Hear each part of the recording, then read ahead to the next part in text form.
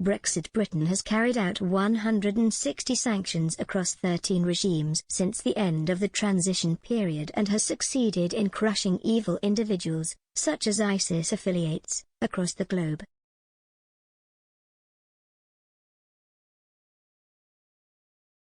Today, the Foreign, Commonwealth and Development Office has published its annual sanctions report, detailing its huge successes on sanctions since leaving the European Union.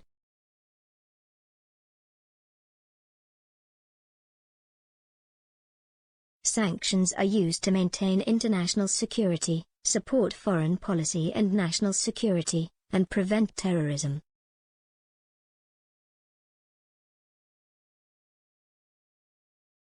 Lord Tariq Ahmad of Wimbledon, Minister of State, Foreign, Commonwealth, and Development Office, described the UK as a network of liberty and defender of human rights.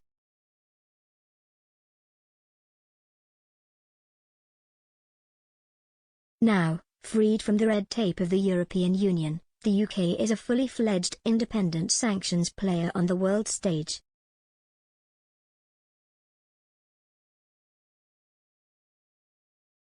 He said, since leaving the EU and moving to an independent sanctions policy, the UK has become more agile and has real autonomy to decide how we use sanctions and where it is in our interests to do so.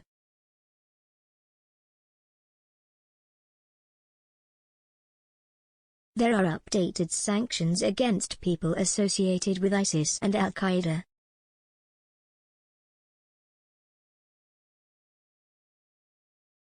From the end of the transition period to December 2021, there have been 160 UK autonomous sanctions designations across 13 regimes. It has also launched the Global Anti-Corruption Sanctions Regime. 10 new sanction measures have been added to the Belarus regime and 16 pieces of secondary legislation made.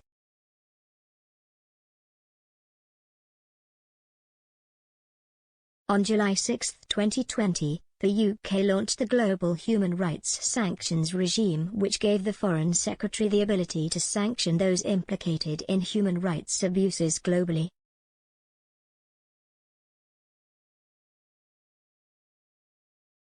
The sanctions allow asset freezes and travel bans on individuals and entities involved in torture, forced labor or violations of the right to life.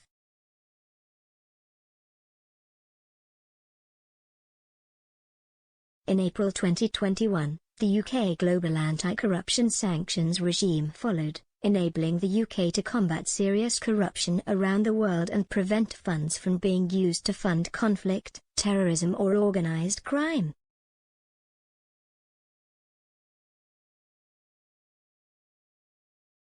Lord Ahmad says sanctions send a clear message that the UK is not a safe haven for anyone involved in serious corruption and human rights violations or abuses.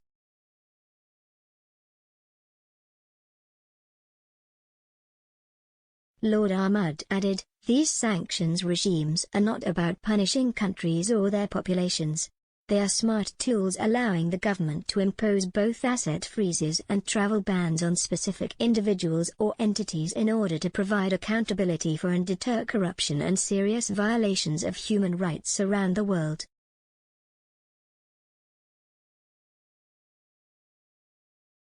On April 26, 2021, the UK clamped down on unrest in Myanmar, imposing a sanctions regime in response to the coup d'état staged by the Myanmar military.